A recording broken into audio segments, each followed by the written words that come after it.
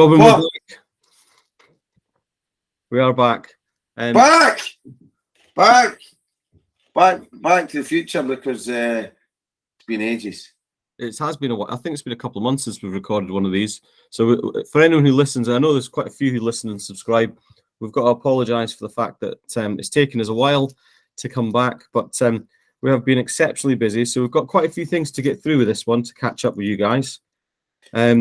So yeah, we have been busy boys. Massively busy. Some of it we can't tell you about yet, but we're going to tease you, really tease you. There's been two really huge projects that have been in the pipeline. One's been in the pipeline for 18 months. The other one's been in the pipeline, this year. That one's finished, which we are going to tell you about today. And then the others, well, probably, I'd like to think before Christmas. Well, we've got a massive announcement that we could be making hopefully next week. And I think that possibly we could be bringing out another podcast next week. And there might be 3 of us on that podcast with a huge announcement that will have a major impact on the industry and a major impact on Mitchell and Ogilvy. No, we're not retiring. We're not heading to Barbados. No, we're not buying over Dundee United. It's something even bigger than that. And hopefully those that tune in next week, it'll either be next week or the week after that we can make this announcement massive for the industry. Yeah, so for our subscribers and our listeners, tune in next week. It's one of the commercials, it's like one of the soap operas, isn't it? Cliffhanger. Yes, send them on a cliffhanger. So one of the things we did do, though, however, was a few weeks ago, well, say a few weeks ago, it's probably more than a month ago now, is occasionally me and Robin do have to come together for jobs. So we had a job up in Scotland that we were doing together, and we could slightly mess around with the flights on the way back for me, and we did. And we decided to go to Dryden Aqua. We did indeed, down in the outside of Edinburgh, near Bonnyrigg. Yeah, it was a very positive, very enlightening visit, wasn't it? Definitely. For those of you who have not heard of Dryden Aqua, so Dryden Aqua are a pool company, and they have various products which they use, which are exclusive to them because they're their own products. So just to give you a bit of an insight, and I'm probably doing them a disservice here, to be honest, is they do, for example, the Daisy system. They make a filter media called AFM, which we'll tell you a little bit more about in a second. They've got a few chemicals which they specialize in, which are unique to them, which are Dryox being one of them. A chemical called ACO, which is an inhibitor against sunlight. It's a variation on cyanuric acid, but that's doing it a disservice because it's not cyanuric acid. No, and it is a stabilizer, though. Yes, yeah. It is a stabilizer. And they've also got another main product they sell called APF. And APF is a variation on a flocculant or coagulant, whichever you want to call it. And we also got to see something called a ZPM, which I wasn't expecting to see the ZPM, which is an agitation system to sort of activate the coagulant better inside the pipe, which is quite an interesting one. But the main thing we really wanted to see was to go through the glass factory that makes AFM.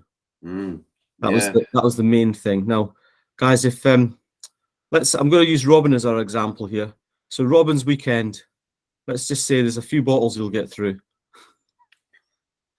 Just to cope with life. I mean, you've got to sympathise with a man. He's got 3 kids. Of the bottles of the dark coloured variety. Yes. Green coloured and this is where it's very crucial, isn't it, for Dryden Aqua, because the colour of the bottle is huge. We don't want that brown stuff, that Newcastle brown ale, no good, is it?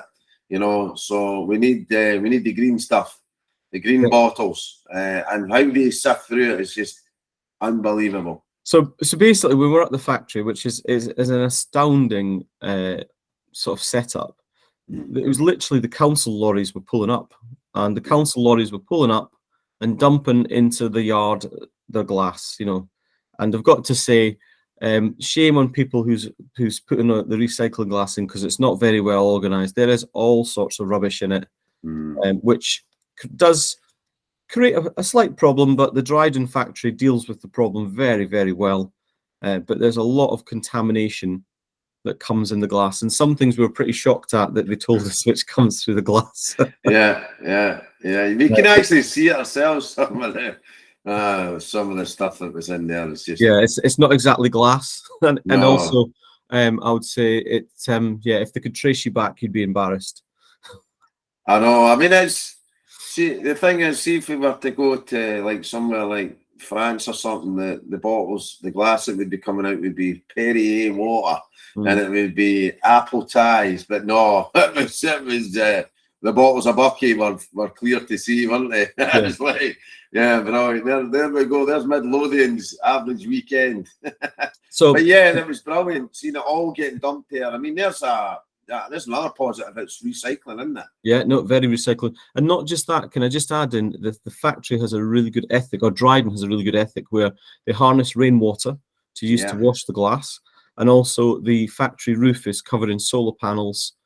So they produce their own electric to try and power the factory as well. So they've got a very green ethic about how they make the glass, and they make it as a sustainable product. I think that comes down to, is it Doctor or is it Professor Howard Dryden?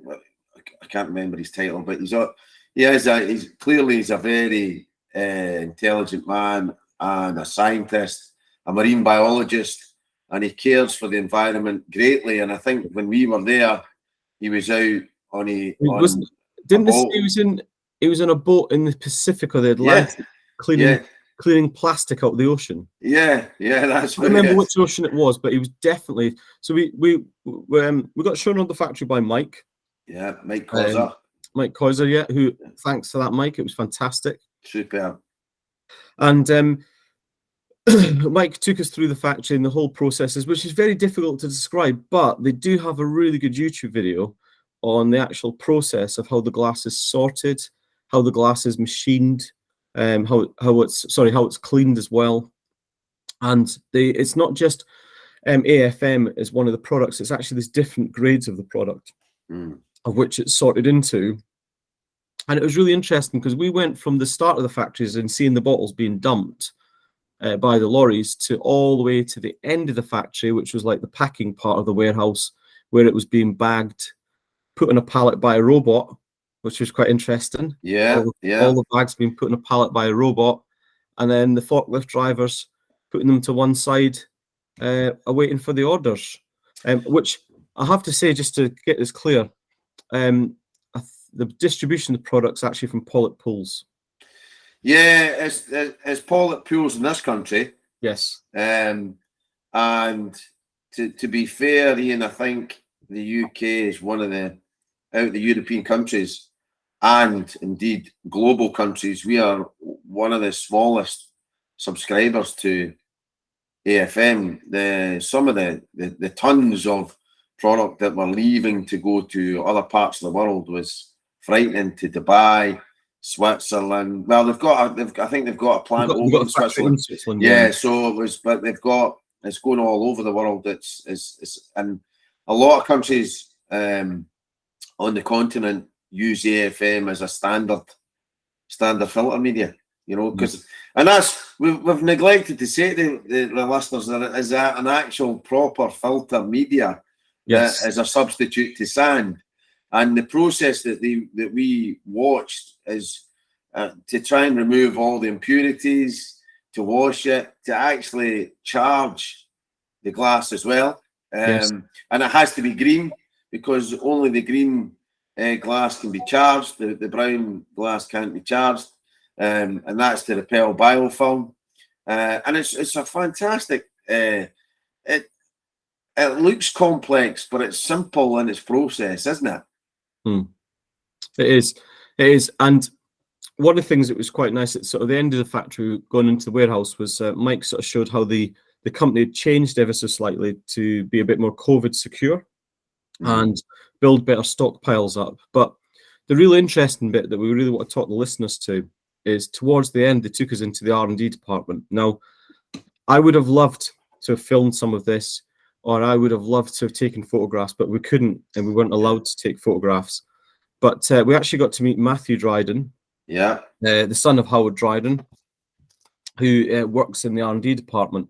And the best way I can describe this to the listeners is he had what's known as a skiff set up, which he had. I think it was 5 filters, if I remember rightly, or it might have been 4. Yeah. That were made in this setup, and all the filters were actually clear. Now, as part of the setup, he was using PI instruments and Swan instruments, and what he had on the systems were particle sensors before and after the filter, and also turbidity meters.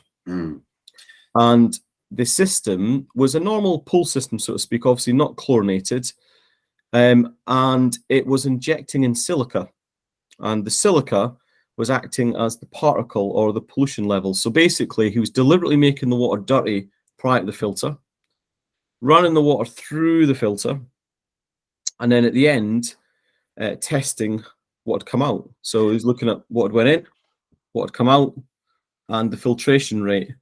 And in each of the different filters, he was able to put in different medias from rival products and rival companies, and his product, and he could test his product against the other products. And it was fascinating. It was indeed. And when we talk about turbidity meters, Ian, we're talking inline turbidity meters here. We're talking really, really accurate. No disrespect to the handheld and field photometers that we use for turbidity testing, but these are real accurate units. So you're getting fantastic information and detail. These are the same turbidity meters that they use in Germany, just as just normal procedure. But it's very, very rare in this country for us to be testing the turbidity at that accuracy. Most places that test turbidity in this country tend to use laboratories, which is fine. The only thing there is that you're only getting a test maybe once a month if you're lucky. And it's a massive indicator of how good your filtration is. It's huge. And I think this should be talked about a lot more, turbidity, because it's a fantastic indicator of how well your system is working. But yeah, looking at the filters, now these were small filters, obviously quite tall and thin, and they were all in the research laboratory, and we could see it, and we were right there, and it was all in front of us, and we could actually witness everything that was going on. It was a great experience, a great learning curve, and just seeing a filter work, because it was a glass filter, not just the medium was glass, but the actual filter itself, the casing, the actual infrastructure was all glass, so that you could see everything that was occurring in the process. So that was, being able to witness it was fantastic. And then obviously how they measure all the variables was a great learning curve as well. So the one thing I would like to say about this before we sort of move on to other things I want to talk about is that we looked at a rival product and just literally took a handful of a rival product, handful of a Dryden product. And can I just add, we're not on commission because only Pool sell this stuff. Yeah. We don't sell it. And we just basically put it out on the workbench and sorted through the product. And on the rival product, there was plastic, there was pieces of wood, small shards of metal. It was an absolute disgrace what was inside the rival product, as what they would call contamination in the product. And then we took the same 2 products, so the Dryden product and the rival product, into a glass beaker, and then just poured water into it. And the amount, a lot of the contamination floats to the surface, which was astounding. But not only that, the quality of being able to put the water through this stuff and just seeing it just from a visual, you could easily tell which product was going to give you a much better water quality. And that wasn't requiring turbidity meters or particle sensors or anything like that. That was just visually to the eye. You could physically see the water was clearer from the Dryden product. It was amazing, to be fair. And it also let us into sort of see quite a lot of research on backwash rates, being able to remove contamination as part of the backwash rate. So that was quite interesting as well. But it was a great visit, fantastic. If anyone was thinking about the product, I would certainly contact them to have a little look at it, possibly go on a tour. You know, I know if you were to speak to Paul at Pools, you could probably speak to Jimmy Lamb. He would be able to talk to you about the product as well. But yeah, I was pretty much astounded. And just one last thing, Dryden did a series of, I think it was 8 or 10 modules. Oh no, I think it was 12. I'm sure it was 12. Yeah. Which are still, I believe, on their website and online. Yeah. For you to watch on different subject matters, which are free, just to enhance your learning, your knowledge. Yeah. Yeah. I mean, I've watched some of them. They're not too sciencey. They do go through filtration rates. They go through, you know, lots of operational stuff that, you know, that are quite complex at times, but they make them fairly simple, and their animations are really, really good. And, you know, anyone that works in the swim pool industry, really anything to do with water treatment, it would be of interest to them.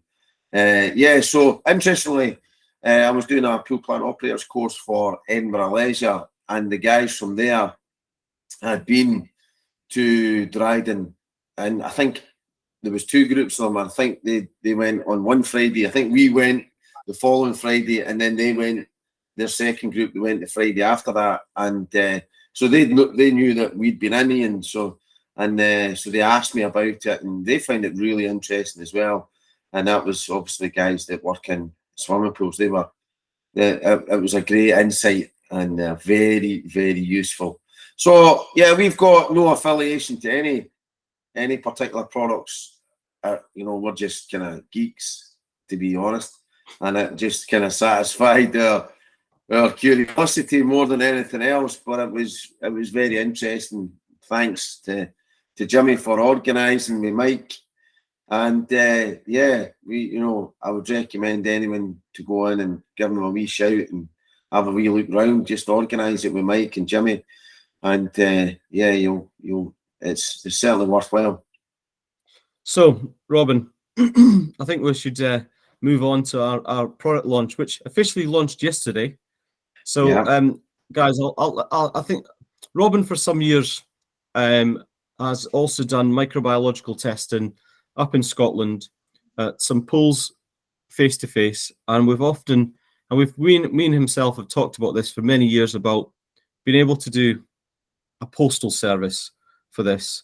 So be able to offer a service where people can collect their own packs, they can take the samples themselves, and we started to explore this because more and more of you out there will be using maybe things like HelloFresh and Gusto and various things where you're getting food packages delivered to your house, which are chilled. And we sort of began to look at this, and we had to do quite a bit of research, quite a bit of hunting out companies that could offer certain packages, certain products that would be able to satisfy our needs. So we're pleased to say we've launched it. We have indeed, and we have spent a lot of time on this.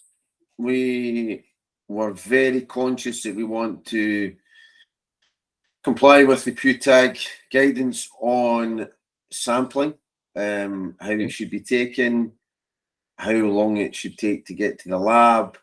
So there's been a lot of thought, a lot of work, a lot of effort, a lot of liaising with laboratories, a lot of trials, and yes, a labour of love, as they say. Yes. Just to let my existing customers know that the face-to-face that it's still happening. It's still happening.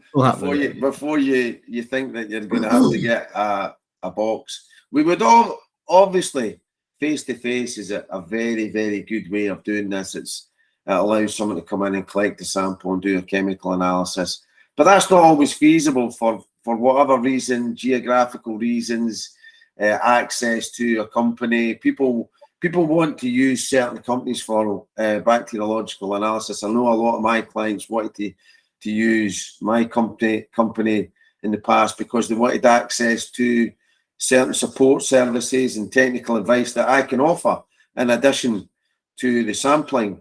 there is no Kingfisher anymore, who were a swimming pool based bacteriological analysis company, and there are not many swimming pool specific sampling companies out there, Ian. So, No.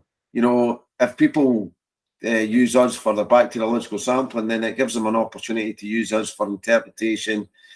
We can provide support and advice, which a lot of people like. That's maybe why they would subscribe to us as well.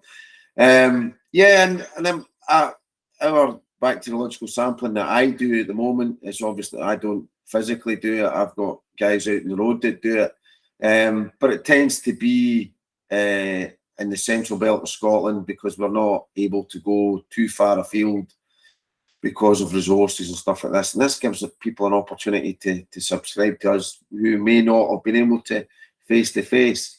And it also solves problems for people in far out reaches, or people that are not able to, you know, actually do the face-to-face as well. So, and we've put a lot of time and effort into it, big guy, haven't we?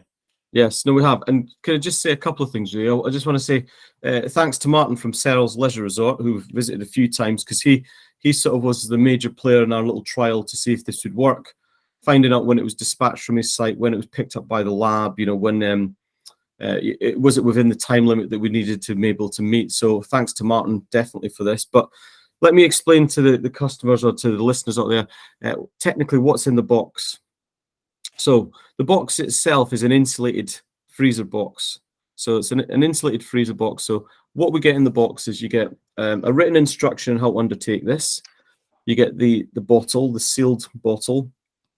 You get a couple of little bubble wrap insulation packs as part of it, so you can cause separation. And you also get the freezer pack, and that's what would be delivered to you on site. And then as part of that process, the delivery of the packages to you and the collection of the packages going back to the lab is all included in the price, which is a good step. Also, we put in a wee bit of added value yesterday. Forgot to tell you this, big guy. We're also adding in a traffic light system, a one-sheet traffic light system, which basically highlights the PUTI guidance in terms of the chemical analysis levels and the bacteriological analysis levels in it. So that's a nice wee added value that we're going to put in as well to help with interpretation and action that's required. So we're trying our best to give you some quality. Yes. Absolutely. And we've got a support network behind us. We have Laura, who works in the office, but we also have an admin support person in Mary, who will probably be leading and be the main point of contact for this. So we've got a few people in place that are going to be supporting this process. As part of the added value, we realized that for a lot of you guys, although you've seen it happen, the microbiological sample being taken, you've never actually done it yourselves. So as part of the value of this, we have, and some of you may well have seen this now, we've created what we call an instructional video, starring yours truly, who it's a 4.5-minute video that basically takes you through step-by-step guides with written instructions on the screen on how to take the sample, how to prep the sample beforehand, how to prep the ice packs, package up the box, and do everything step by step from A to B. It's not just actually taking the water out of the pool, it's the whole thing from opening the box to closing the box to sending it off. And yeah, so that's something that's and that's just part of it. It's sat on YouTube. There's links to it, and you can watch that. Obviously, watch and pause. I'm sure after a short while you get pretty used to taking these samples, especially if you're a pool that's maybe got a main pool, teaching pool, spa. Yeah, absolutely. The video is it's actually a useful video for anyone that, you know, even if you've got face-to-face companies that come in this video will actually tell you how it should be taken, so you can actually double check that your company are actually delivering on what they should be. Starring Mr. Ogilvy, a big Stevie Spielberg's been on the phone, big guy. Honestly, he says he's looking for you to star in his next film. I thought I was going to say, stay away from Hollywood. The creature from beneath, it's called. Yeah. Yeah. Probably. Yeah. Probably. And big thanks to the Isle of Man, National Pool at Isle of Man, because that's where we shot the filming. So it's been produced. We've obviously got instructions again in the box when you receive it. You could probably do this following the instructions, but a lot of people are visual learners these days, so we like to put a wee bit added value in, and there's a wee video 4 minutes long, just over, that will explain in full detail the whole journey that you need to follow to actually complete this process. And it's simple and straightforward. And yeah, the feedback so far has been excellent. From Martin is extremely happy. And yeah, so, you know, onwards and upwards, as they say. If anyone is looking to inquire about this, initially we want you to go to www.poolandspa.awards.com, fill out the contact details, inquiry details there, or contact, even just send myself and Ian a wee message, or you can contact Laura or Mary, and that'll get the ball rolling. Yeah, even if it's just an inquiry. All the details are on the website, mate, aren't they? Yeah, they are. So what else have we been working on? We've been working on other dodgy videos, haven't we? Yes. Yeah. Now that's not too scary. Don't worry. Ian's not getting naked. Thank God. So it's obviously the listeners and the subscribers will be thankful about that.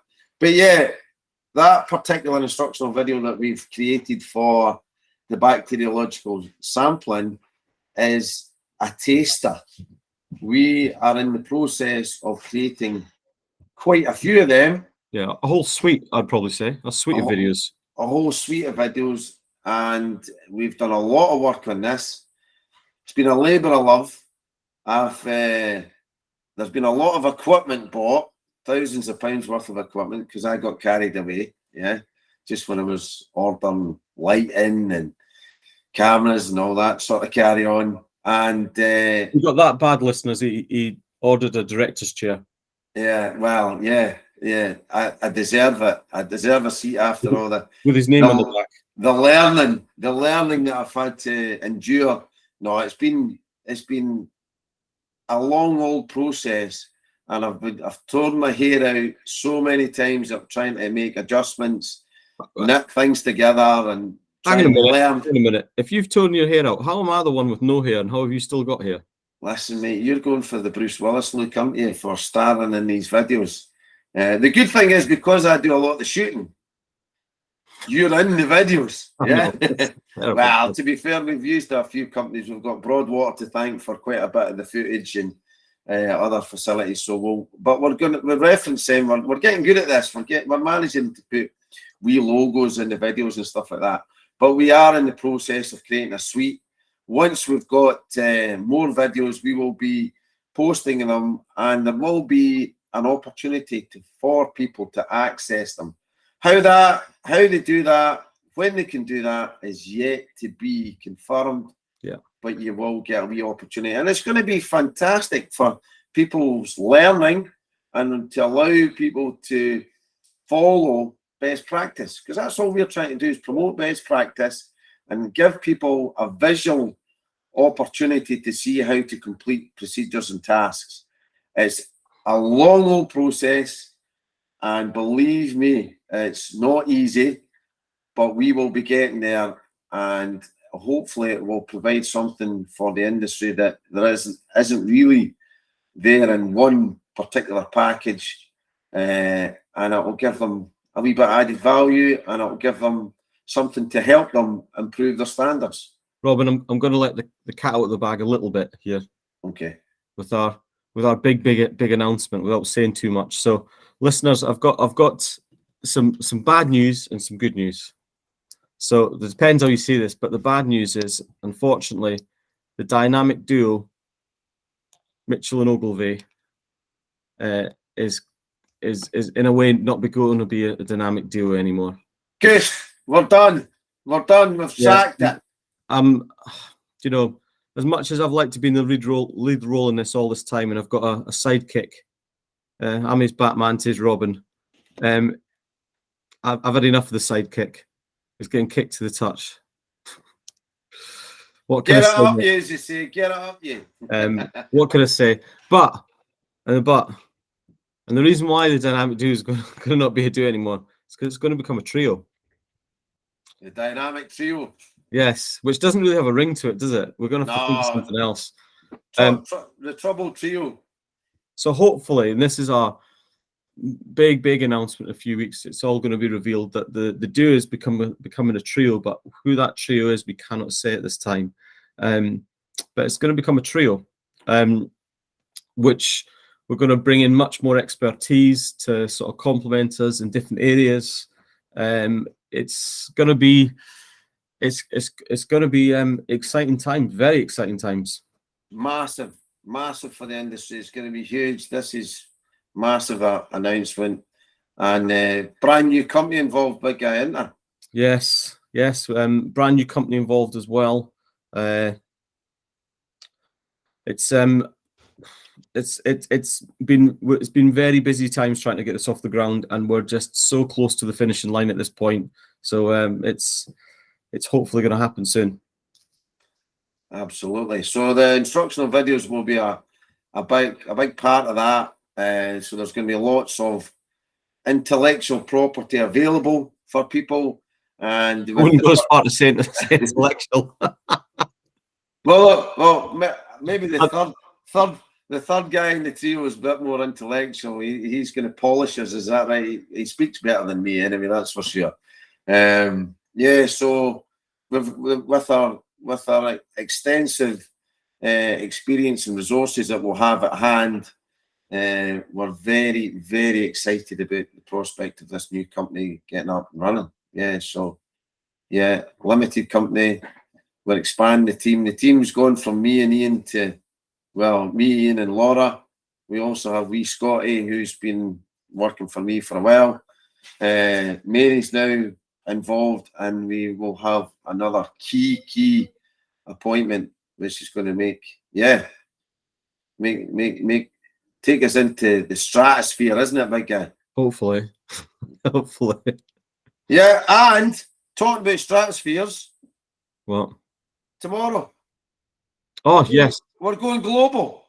Yes, we're going global. It's probably the last major thing the dynamic duo is going to do, to be honest. That's right. We've finally made going global. So tomorrow, Thursday, we are speaking at the World Chlorine Council seminar, which is online, which is free to join. I know we've put some few posts out about this, and we're talking about the impact of COVID on chlorine in the UK. And then part of a panel at the end, I believe. Yeah. Can you believe? I don't think you were on at the time, but she described me and you as the European representatives. How in the hell did we manage to secure that spot? Us couple of numpties are the European representatives on the World Chlorine Council seminar on Thursday. Yeah, did they do their due diligence on us? You know, that's pretty good accolade, isn't it, Chief? Definitely. I'm looking forward to it. To be fair, it's I think what we've prepared to talk about. And although it's everyone's only got a short sort of 20-minute slot, which is great, and all formed together a panel at the end of it. I think what we're talking about is really interesting, and about sort of how the UK has come out of COVID this year, how centres have been affected. I don't want to give too much away, because I think tune in, watch it. Believe it's been recorded anyway as well. Yeah, I mean it's 2:30 in the afternoon, because it's geared towards the Americans, and it's really 9:30 start for them in America. So it's half two All I Thursday. All I can say, Robin, is thank God it wasn't Australia hosting it, because it'd be God knows what time of night for me. Yeah, absolutely. And there's going to be 4 main presentations involved. There's some real gurus, some real scientists that are presenting, but it's not going to be too sciencey. It should be hopefully fairly simple, and a lot of it will be in layman's terms, but it'll be very, very interesting to see how other countries are dealing with incidents, how chemicals are handled, how they manage things. So yeah, we're putting in our wee tuppence worth as well. So hopefully that's of interest to the rest of the world. So we're delighted to secure that. I think, well, I don't say I think, I know that our representation on PewTag was a big factor in this. So we have to thank the Pool Water Treatment Advisory Group for giving us this opportunity, and hopefully we do them proud, as they say. Yes, hopefully we do. Hopefully we do.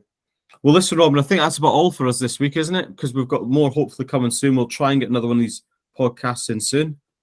Absolutely. So yeah, tune in next week, hopefully, and we'll be able to talk about how we got on in the World Chlorine Council, and fingers crossed we can fill you in about our huge development and announcement of our new company. Perfect. Okay, I'll see you later, listeners. Thanks for your time. Cheers, Robin. Brilliant.